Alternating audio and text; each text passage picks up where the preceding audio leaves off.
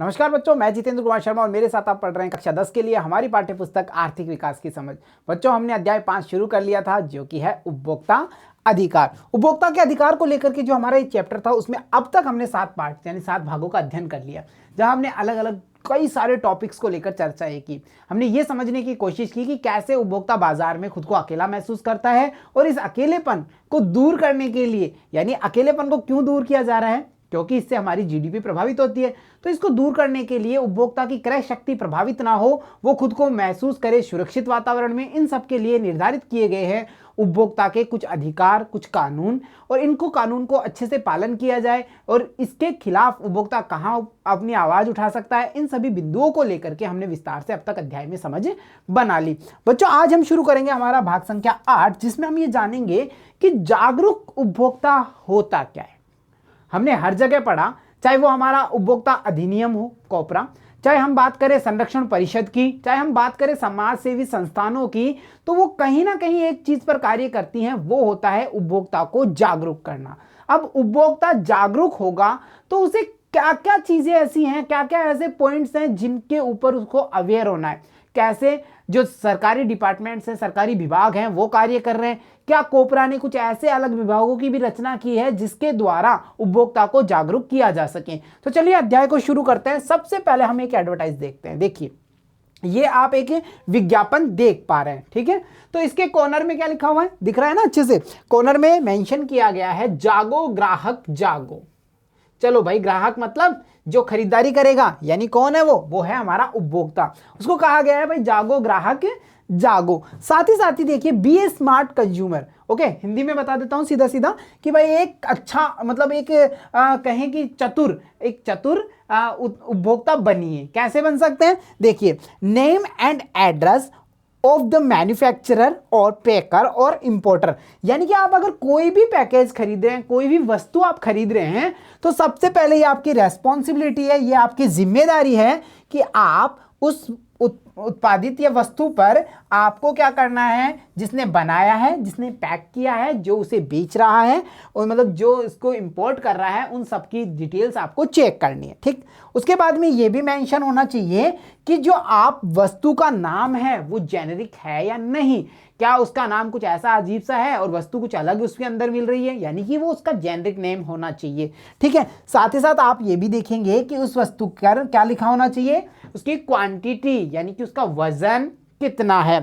साथ में हम ये देखेंगे कि मंथ एंड ईयर भी उस पर मेंशन होना चाहिए, जब वो बनी है, उसको इंपोर्ट किया गया है, वो सारी डिटेल्स उस पर मेंशन होनी चाहिए। आपकी ये रेस्पॉन्सिबिलिटी है, आपको ये भी चेक करना है कि एमआरपी का टैग लगा हुआ है या नहीं, यानी मैक्सिमम रिटेल प्राइस वहां मेंशन की गई है या फिर नहीं की गई है, अधिकतम खुदरा मूल्य। उसके बाद में हम बात करेंगे कि जो कंज्यूमर केयर का नंबर वगैरह है, डिटेल्स है, वो वहां पे दी गई है या नहीं, और हम ये भी देखेंगे वो किस कंट्री का प्रोडक्ट है, मेड इन विच कंट्री, वो सारा वहां मेंशन किया गया है। और एट लास्ट हम ये भी चेक करना चाहेंगे कि ये वस्तु या जो थिंग है, जो भी सेवा है, कुछ भी है, वो कब तक के लिए उपयोगी है, यानी उसकी एक्सपायरी डेट वहां मेंशन की गई है या फिर नहीं की गई है। अगर आप किसी भी वस्तु को खरीदते समय ये सारी चीजें चेक करते हैं तो आप कहलाते हैं एक स्मार्ट कंज्यूमर, ठीक है।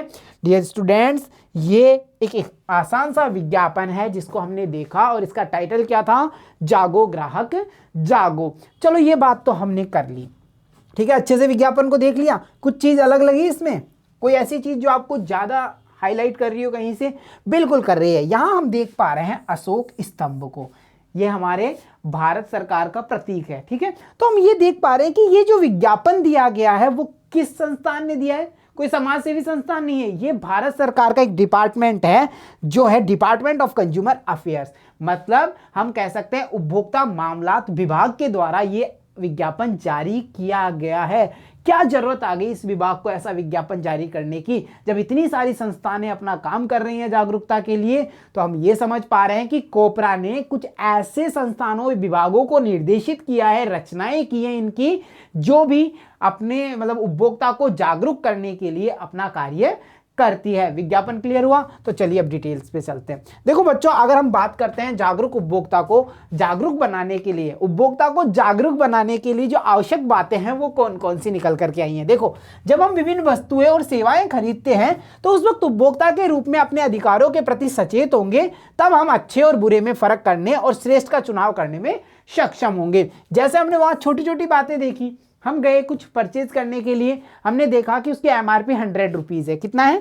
100 रुपीज़। और एमआरपी पर तोल मोल हम कर सकते हैं भाई, ये हमने बात पहले कर ली है, ठीक है, कर सकते हैं ना, बिल्कुल कर सकते हैं, कम करवा सकते हैं, वो अपनी एबिलिटी है, आप में कितनी पावर है, आपका कैसे टर्म्स है, उसके साथ में शॉपकीपर के साथ में कितना डिस्काउंट आप ले सकते हैं, ये आप करवा सकते हैं, पर एमआरपी से हायर प्राइस आप नहीं पे करेंगे, ये आपका अधिकार है। क्लियर? तो इस प्रकार से अगर हमें अधिकार हमारे पता है, हम इनके प्रति सचेत हैं, तो हम अच्छे बुरे में और श्रेष्ठ का चुनाव भी कर सकते हैं। कौन सा ब्रांड अच्छा है, जो इंटीग्रेंट्स इसमें डाले गए हैं वो अच्छे हैं या बुरे हैं, ये सब चीज़ें अगर हम अवेयर हैं तो हम इनका चुनाव कर सकते हैं।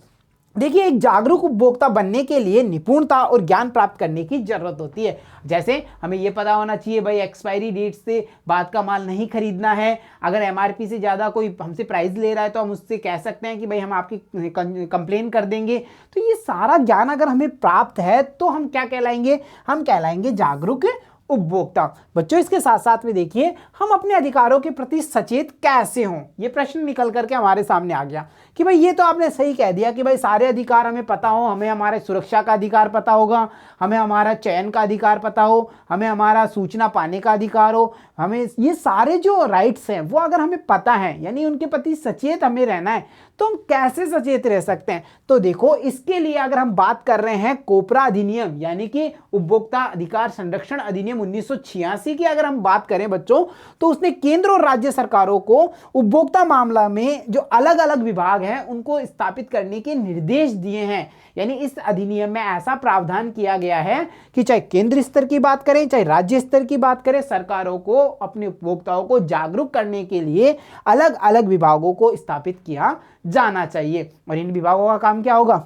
यही होगा जो हमने सोच रहे थे, हमें सचेत करना है, एक उपभोक्ता के रूप में हमें जागरूक करना है। तभी तो हमने वो विज्ञापन देखा। अभी जो विज्ञापन आप देख चुके हैं वो इसका एक छोटा सा एग्जाम्पल है, ठीक है, जिसके द्वारा सरकार कानूनी प्रक्रिया के बारे में नागरिकों को अवगत कराती है और जिसका कि वे प्रयोग कर सके कि भाई अगर आपके साथ में ये सारे काम नहीं हो रहे, कोई वस्तु ऐसी मिल रही है आपको जिसमें ये सारी चीजें मेंशन नहीं है, तो आप उस वस्तु के खिलाफ, उस उत्पादक के खिलाफ आप कंप्लेन कर सकते हैं। ये आपका अधिकार है। तो यहाँ बच्चों हमने अधिकार के बारे में समझ बनाने की कोशिश की कि कैसे जो जागरूक स्वयंसेवी संस्थान है वो उपभोक्ता को जागरूक कर रहे हैं, कैसे राज्य स्तर और केंद्र स्तर पर कोपरा अधिनियम के तहत जो उपभोक्ता विभाग हैं अलग अलग वो स्थापित किए गए हैं, और कैसे ये विभाग विज्ञापनों के द्वारा, नुक्कड़ नाटकों के द्वारा, हम तो ये देखते हैं कि टीवी पर भी ऐसे विज्ञापन हमें देखने को मिलते हैं, है ना, कई सारे एड्स आते हैं। तो ये सब चीजें कौन करवा रहा है? ये अलग अलग जो डिपार्टमेंट्स हैं केंद्र और राज्य सरकार के, जिनकी स्थापना कोपरा अधिनियम 1986 के अंतर्गत हुई है, ये अपना वर्क कर रहे हैं उपभोक्ता को जागरूक बनाने के लिए। तो बच्चों चलिए अब हम एक ऐसे टॉपिक को लेने वाले हैं जो आपने कई बार देखा होगा, ISI और एग मार्क। ठीक है, कई सारी वस्तु होती है जिन पे आप ये मार्क देख पा रहे हैं, कई सारे के होलोग्राम्स देख पाते हैं, कई सारे एग मार्क्स देख पाते हैं। तो ये होते क्या हैं, ये क्यों मेंशन किए जाते हैं, इस चीज को हम क्लियर करेंगे। देखिए, विभिन्न वस्तुएं खरीदते समय आपने आवरण पर, यानी जो अपर उसका कवर होता है उस पर कई अक्षर लिखे हुए देखे हैं, जैसे ISI, Agmark, hallmark के शब्द चिन्ह। ठीक है, ये लोगों के साथ हमें देखने को मिलते हैं। जब उपभोक्ता कोई वस्तु या सेवा खरीदता है तो ये शब्द चिन्ह यानी कि लोगो और प्रमाणक चिन्ह उन्हें अच्छी गुणवत्ता सुनिश्चित करने में मदद देते हैं। कि मतलब अगर हमने कोई ऐसा वस्तु खरीदा, भाई हमने मसाले खरीदे, एगमार्क का साइन है, हमने देखा एगमार्क का लोगो बना हुआ है, तो हम ये समझ पा रहे हैं कि इसके अंदर अच्छी क्वालिटी है, क्योंकि इसे जो FFIC का जो लाइसेंस है वो रिन्यू कर चुका है ये डिपार्टमेंट या ये प्रोडक्ट, और वहां से इसने सारे इंटीग्रेंट्स का यूज किया है। ठीक है, तो हम ये समझ पाएंगे कि ये जो हॉलमार्क है, एगमार्क है या फिर ISI मार्क्स हैं, ये एक वस्तु की गुणवत्ता को निर्धारित करने के प्रमाणन है।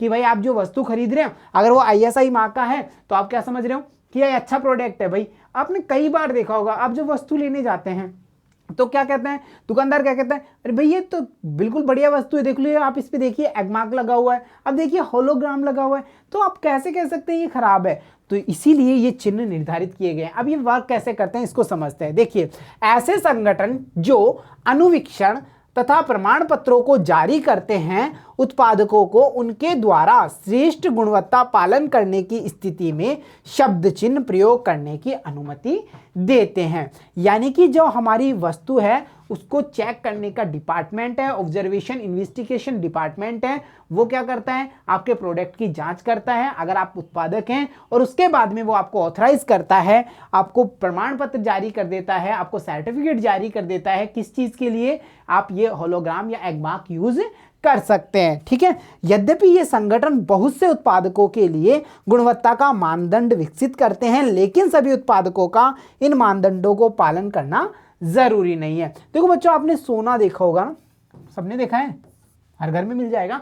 सोने के जो आभूषण होते हैं हम ये देखते हैं कि उन पे हॉलमार्क लगा होता है, जैसे 22 कैरेट का लगा होता है, 916 देखा होगा आपने कई जगह, ये सब चीजें लगी हुई आपने देखा होगा। ये है क्या चीज, तो इन्हें हम कहते हैं हॉलमार्क। देखो इनमें हॉलमार्क में क्या होता है, कई सारे सैंबल्स हमें देखने को मिलते हैं। अब हम एक छोटा सा एग्जांपल लेके इसको समझने की कोशिश कर रहे हैं। ठीक है, देखो जैसे हमने ये कंगन ले लिया, ये गोल्ड का कंगन बना हुआ है। ठीक है, तो यहां हम क्या देख पा रहे हैं, एक साइन दिख रहा है जो कहलाएगा BIS लोगो। ये BIS लोगो क्या है, ये है हमारा the bureau of India standards का ब्यूरो लोगो है। यानी कि ब्यूरो ऑफ स्टैंडर्ड ने इसको इशू कर दिया है इस उत्पादक को कि आप हॉलमार्क यूज कर सकते हैं, यानी कि ये अच्छा प्रोडक्ट बनाता है। चलो आगे देखिए, 916 यानी कि ये 22 कैरेट का है, यानी कि जो आभूषण बनाने के लिए जो मानक निर्धारित किया गया है। शुद्ध सोना 24 कैरेट बोलते हैं ना, 24 कैरेट गोल्ड है, पर 24 कैरेट में हम आभूषण नहीं बना सकते, साइंस में आपने पढ़ लिया होगा।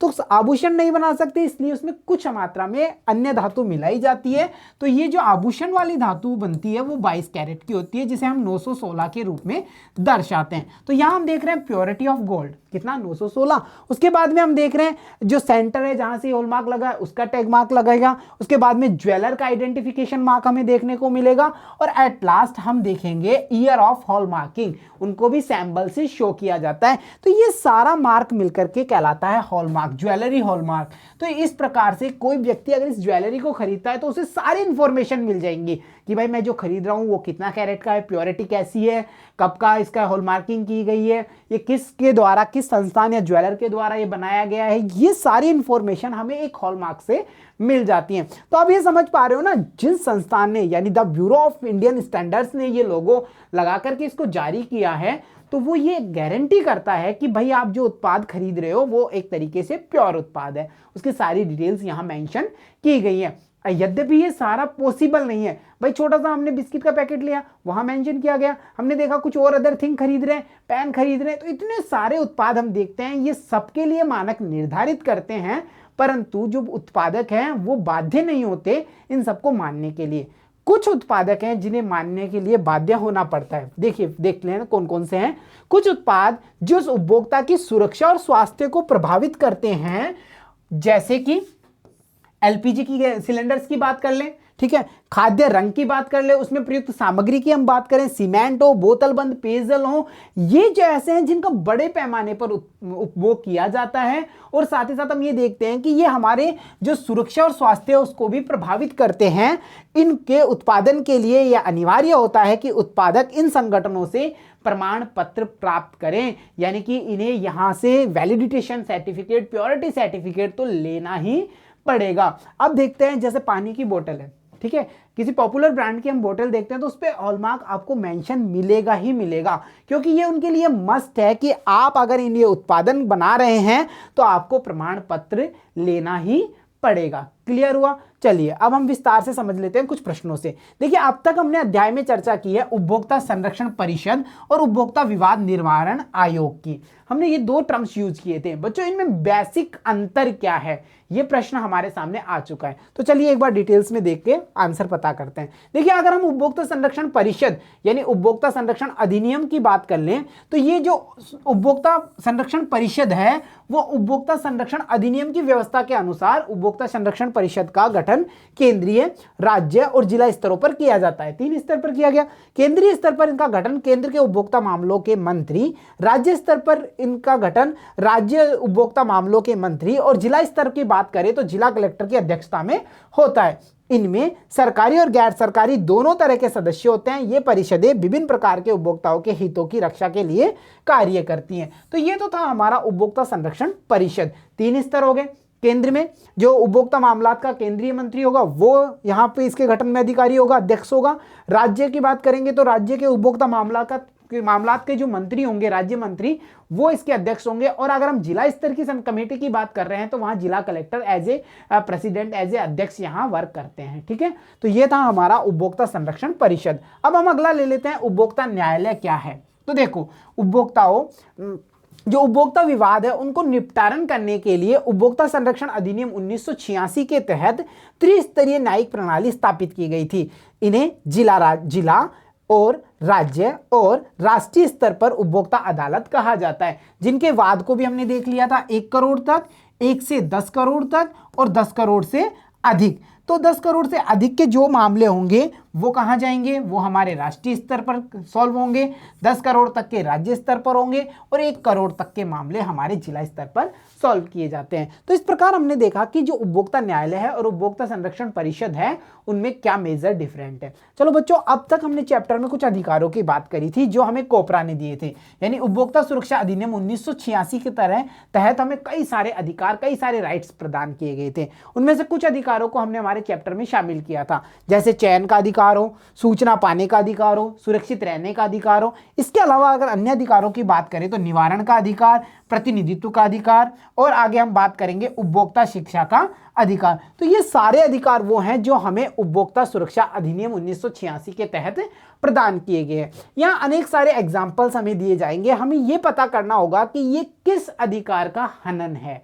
देखो, जैसे लता को एक नए खरीदे गए आयरन प्रेस से विद्युत का झटका लगा, उसने तुरंत दुकानदार से शिकायत की। तो अब ये समझ पा रहे हैं कि हमने यहाँ प्रोडक्ट खरीदा, ऐसा प्रोडक्ट खरीदा है जिसको सुरक्षित होना बहुत जरूरी था। भाई आयरन प्रेस है, उसमें करंट आ रहा है, तो हमारा तो सुरक्षा का अधिकार का हनन हो गया ना। तो ये जो अधिकार है वो हमारे सुरक्षा के अधिकार का हनन कहलाएगा। भाई ये कार्य, तो हम यहाँ लिखेंगे सुरक्षा का अधिकार से संबंधित है ये बातें। तो हमने मेंशन किया सुरक्षा का अधिकार। क्लियर हो गया ना भाई, सुरक्षित रहना है आपको, सुरक्षा का अधिकार का हनन हो रहा है। चलो अगला देख लेते हैं।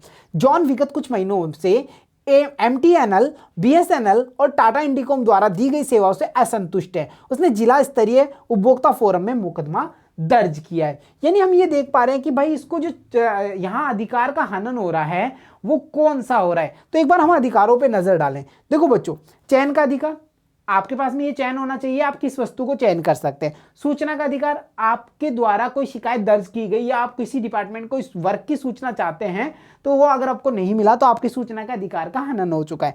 निवारण का अधिकार, यानी आप अगर किसी उत्पादक द्वारा दी गई सेवा या वस्तु का उपभोग कर रहे हैं और आप उसकी सेवाओं से संतुष्ट नहीं हैं तो आपकी संतुष्टि के लिए उसको, उस वर्ग को या जो समस्या है उसका निवारण करना होगा और इसे कहा जाता है निवारण का अधिकार। प्रतिनिधित्व का अधिकार, हमें पता है भाई हमारा जो प्रतिनिधित्व कैसे किया जाएगा। सुरक्षा का अधिकार हमने अभी देखा एग्जाम्पल, और उपभोक्ता शिक्षा का अधिकार, इसके बारे में हम एग्जाम्पल में चर्चा करेंगे। तो देखिए यहां हमने सीधा सीधा पता किया कि ये उसके निवारण का अधिकार का हनन है। भाई मेरी समस्या आ रही है, बनी हुई है, सभी का मैंने देख लिया, MTNL हो, BSNL हो, फिर भी मुझे समस्या आ रही है, तो ये मेरी समस्या का समाधान नहीं हो रहा है, तो ये मेरा निवारण का अधिकार का हनन हो रहा है। इसके बाद में हम बात करें, तुम्हारे मित्र ने एक दवा खरीदी जो समाप्ति तारीख पार कर चुकी है और तुम उसे शिकायत दर्ज करने की सलाह दे रहे हो, किस अकॉर्डिंग कहोगे?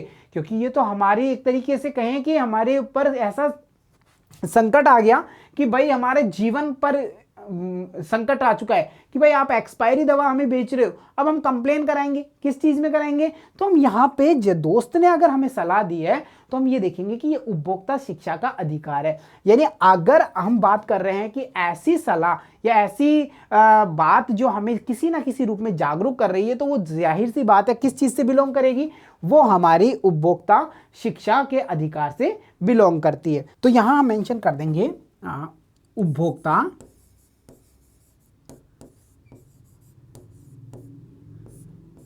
शिक्षा का अधिकार, ठीक है, शिक्षा का अधिकार, क्योंकि हमने यहाँ पे सलाह ली है, यानी हमने यहाँ पे एक इन शॉर्ट कह सकते हैं शिक्षा ली है भाई किसी से, ठीक है। चलो आगे बढ़ते हैं। इकबाल कोई भी सामग्री खरीदने से पहले उसके आवरण पर दी गई सारी जानकारियों की जांच करता है, यानी कि हम सीधा सीधा देख रहे हैं सूचना का अधिकार है, सारी इंफॉर्मेशन वो देख रहा है वहां पे, तो उसका अधिकार है ना ये भाई, सूचना ग्रहण करना है उसको, तो यहां मेंशन कर देंगे सूचना का अधिकार। जैसे अमृता वाले केस में हमने देखा था कि भाई चयन का अधिकार है ना उसको, तो उसी प्रकार हम यहां देख पा रहे हैं सूचना का अधिकार, ठीक है। चलो नेक्स्ट की बात करें। आप अपने क्षेत्र के केबल ऑपरेटर द्वारा दी जाने वाली सेवाओं से असंतुष्ट हैं, लेकिन आपके पास कोई विकल्प नहीं है, तो यहां पे होना चाहिए भाई हमारी पसंद का अधिकार होना चाहिए। ऐसा अधिकार चाहिए हमें कि हमारे पास में ऑप्शंस हो, वैकल्पिक चीजें उपलब्ध होनी चाहिए, हमारे पास विकल्प होने चाहिए। तो हम यहां लिख सकते हैं, जाहिर सी बात है, पसंद का अधिकार, हमें ये पसंद का अधिकार होना चाहिए। चलो नेक्स्ट की ओर मूव करें, अगला एग्जांपल देखते हैं।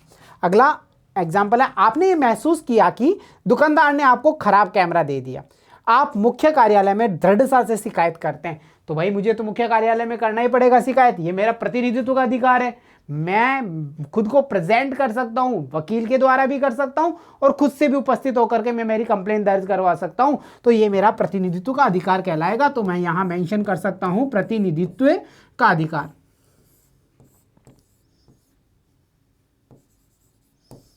प्रतिनिधित्व का अधिकार।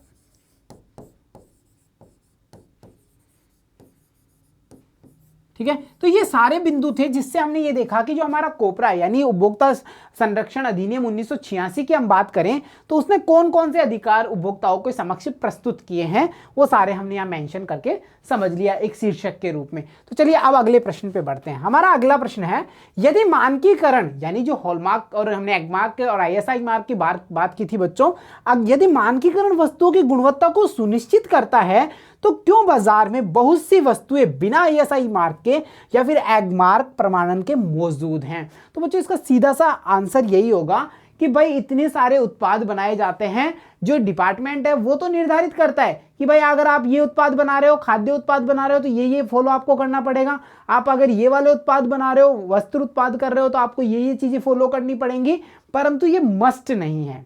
ठीक है, कुछ एक वस्तु ऐसी हैं जिनका बड़े लेवल पर प्रयोग किया जाता है, उनके लिए मस्ट है, या फिर कुछ एक वस्तु ऐसी हैं जो हमारे जीवन को जोखिम में डाल सकती हैं, जिनसे हमें सुरक्षा प्रदान होती है। इन वस्तुओं की अगर हम बात करें तो इनके लिए सर्टिफिकेट लेना अनिवार्य किया गया है। तो सबसे बड़ा जो इसका कारण है वो यही है कि जो ऑब्जर्वेशन डिपार्टमेंट है वो अपना वर्क नहीं करता, पहली चीज।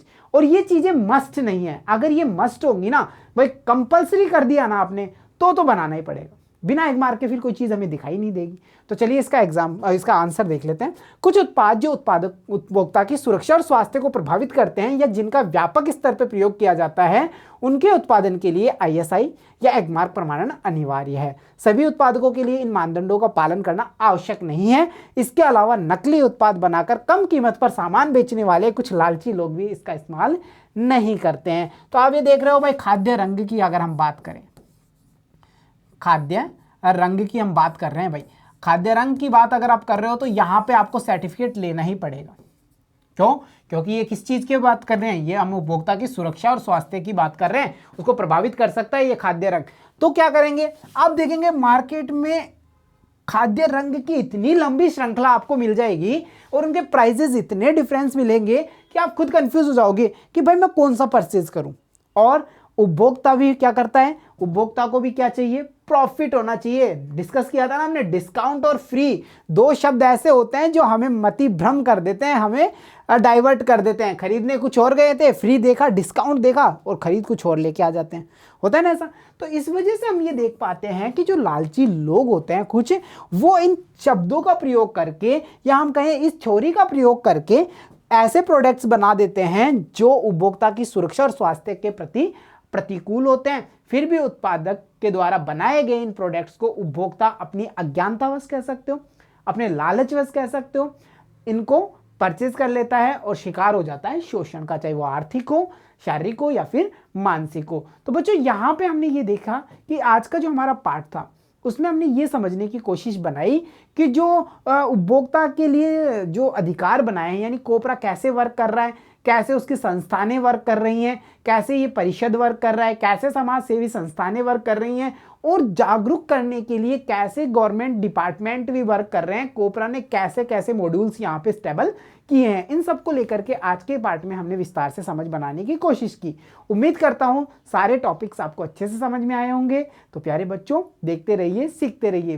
मिलता हूँ आपसे अगली कक्षा में, तब तक के लिए धन्यवाद बच्चों।